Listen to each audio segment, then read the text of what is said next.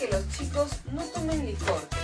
Contigo. ¿Qué se puede hacer el licor? Porque a veces te vas a una fiestecita como a ti te debe haber pasado con tus papás y dicen, pues que mi hijito chiquito todo un poquito de cerveza, ¿no? Que se vaya haciendo hombre. O esos papás que le dicen, anda hijito, cómprame un par de cervezas. No, eso está muy mal, porque los niños no debemos tomar para nada, ni siquiera ni oler ni tomar una gota de licor. Y es más, también, yo también estoy, por ejemplo, he ido a algunas reuniones con mis amigos, chicas infantiles, y siempre terminan tomando una cerveza o terminan algo. Y también lo que también deberíamos de promocionar, digamos, para que no está bien, es que, por ejemplo, están en una reunión niños y gente adulta que también están tomando licor, pero bueno, ya la gente adulta, pero encima fuman.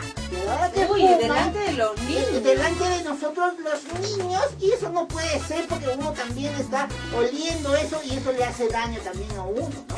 Entonces, ¿tú qué le dirías a los niños, a los menores, si les pasa eso en sus casas? Si su papá le dice, oye, pero toma un poquito de cervecita nomás, hijito.